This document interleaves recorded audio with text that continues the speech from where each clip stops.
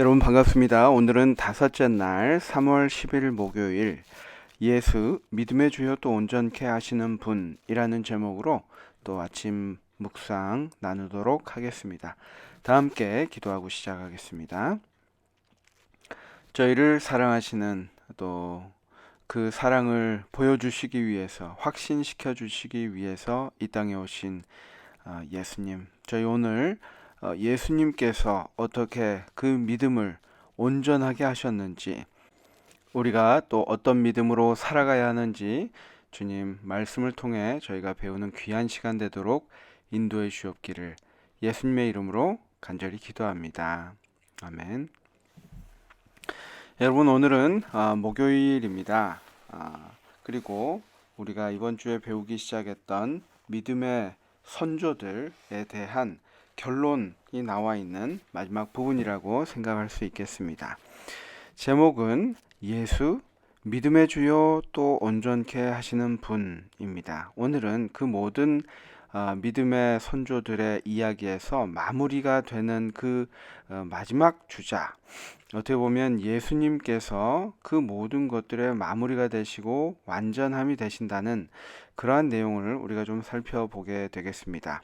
먼저 히브리서 12장 1절부터 3절의 말씀을 먼저 읽도록 하겠습니다. 이러므로 우리에게 구름같이 둘러싼 허다한 증인들이 있으니 모든 무거운 것과 얽매이기 쉬운 죄를 버리고 인내로써 우리 앞에 당한 경주를 하며 2절입니다. 믿음의 주요 또 온전케 하시는 이인 예수를 바라보자. 그는 그 앞에 있는 기쁨을 위하여 십자가를 참으사 부끄러움을 개의치 아니하시더니 하나님 보좌 우편에 앉으셨느니라. 너희가 피곤하여 낙심하지 않기 위하여 죄인들이 이같이 자기에게 거역한 일을 참으신 일을 생각하라.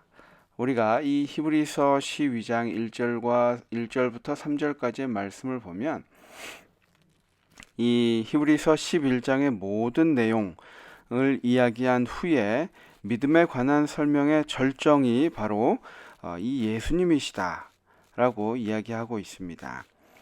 우리 교과 교재를 보면 바울은 이렇게 표현을 하고 있습니다. 예수님은 믿음의 주요 또 온전케 하시는 분이십니다. 이 말은 예수님이야말로 믿음을 가능케 하시는 분이시며 믿음의 삶이 어떤 것인지를 온전히 나타내 보여주시는 분이라는 뜻입니다. 예수님을 통해 믿음의 온전한 모습이 드러나게 되어 있습니다.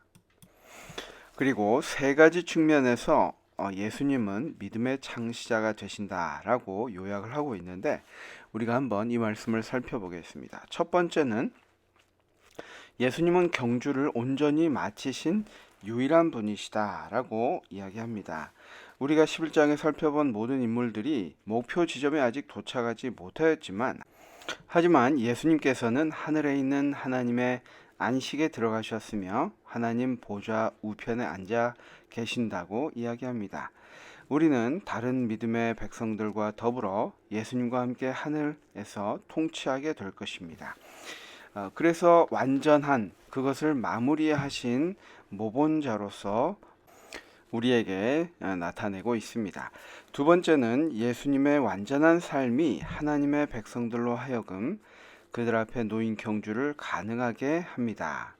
예수님의 완전한 삶, 우리에게 보여주신 그 삶의 모본이 백성들에게 우리 앞에 놓인 것들이 어떠하다 할지라도 예수님께서 하셨기 때문에 그것을 우리도 할 수 있다는 그러한 경주를 가능하게 하는 그러한 힘을 우리에게 주신다는 것입니다. 만약에 예수님께서 이 땅에 오셔서 그 모습을 보여주시지 않았다면 어떻게 보면 이것은 불가능한 일이라고 생각할 수도 있고 또 우리에게도 구원의 유일한 방법이 없었겠죠.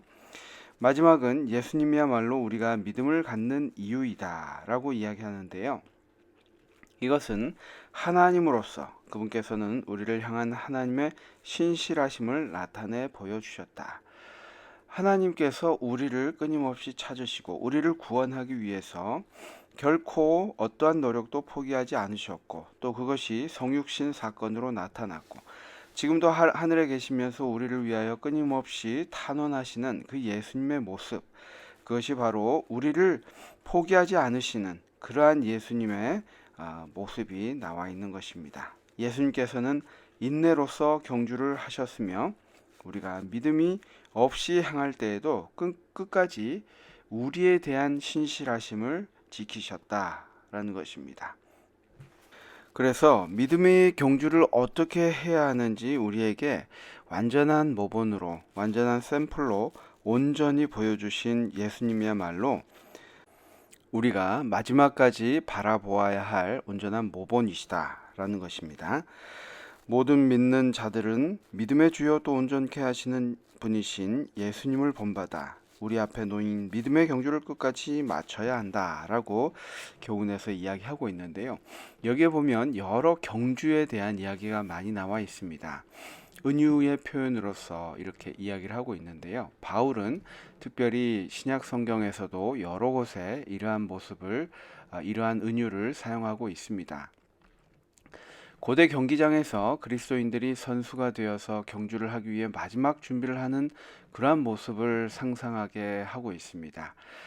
주변의 구경꾼들은 사방에 이 경사진 층층 계단으로 둘러싸인 의자에 앉아 있고 경주의 승리에 여념이 없는 선수는 구름처럼 그를 둘러싼 무수한 얼굴들을 순간적으로 훑어봅니다. 그 로마의 어떤 그 콜로세움 같은 그런 경기장의 모습인 것이죠. 여기서 증인들은 이 11장에 언급된 셀 수 없는 이 믿음의 조상들이고 또 그들 각자는 온갖 여러 난관 또 장애가 있었는데도 그 즐거움으로 자신의 경주를 끝마친 사람들입니다. 그들의 신실함과 인내는 생애의 경주에서 그들에게 승리를 가져다 주었습니다.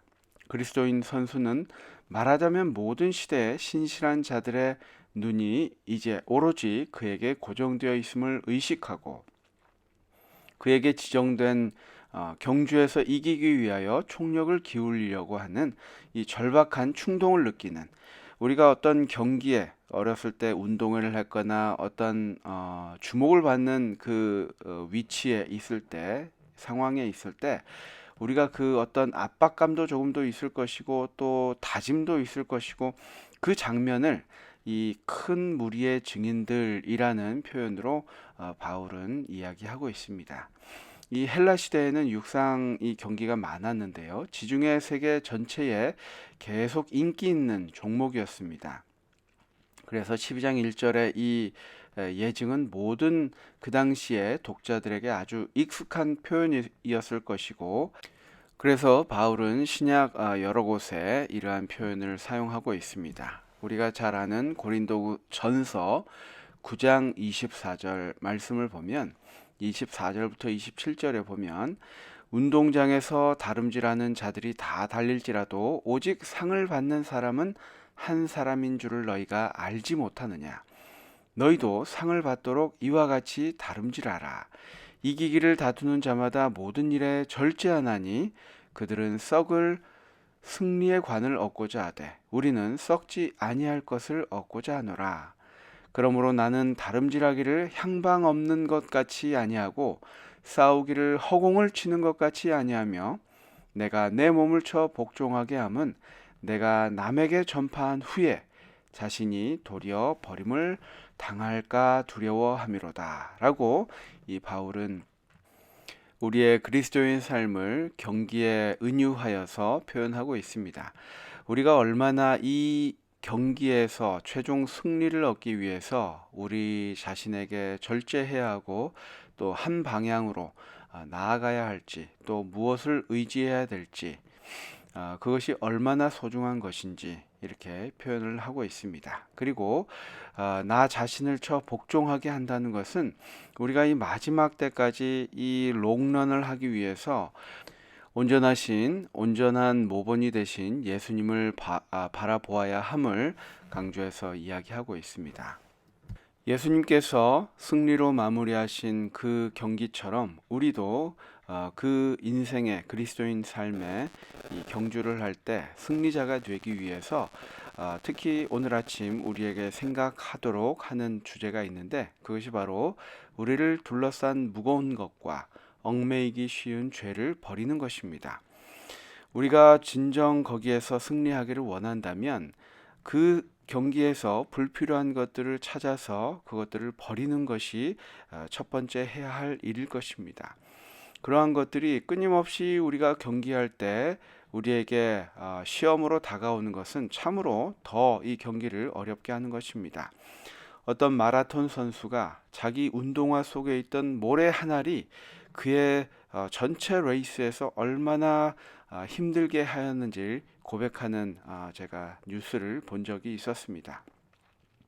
우리에게 혹시 믿음으로 나아가는데 또 믿음의 경주를 하는데 방해가 되는 우리의 본성이나 또 우리의 습관이나 또 우리의 욕심이나 우리 주변을 돌아보아서 그러한 것들을 최대한 하나님께 간구하면서 버리도록 노력하는 것이 이 승리를 이루는데 큰 요소가 된다고 교재는 이야기하고 있습니다.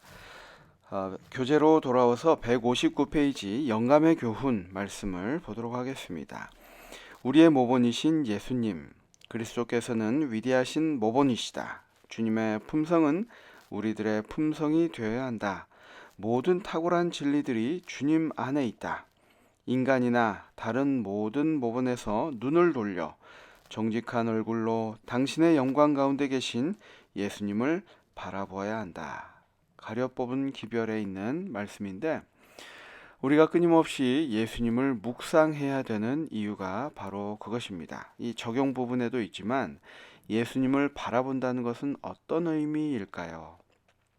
어떻게 하면 우리의 시선을 예수님께 고정하고 살아갈 수 있을까요?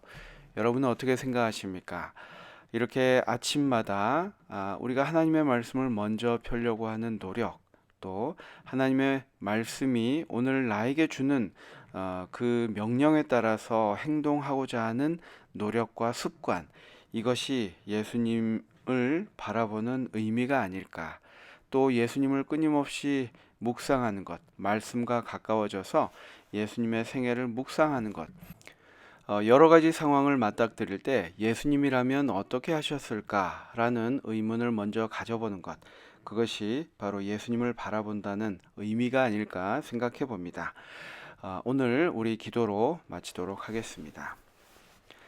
저희를 사랑하시는 아버지 하나님, 우리에게 온전한 모본이 되기 위해서 정말 주님 가지신 모든 것들을 버리고 이 땅에 오신 예수님을 다시 한번 생각하는 오늘 아침이 되고 또 오늘 하루가 되도록 도와주시고 주님 오시는 그날까지 우리가 승리자의 삶을 살아갈 수 있도록 우리의 시선이 주님께 고정되는 하루가 되도록 인도해 주옵기를 예수님의 이름으로 기도합니다.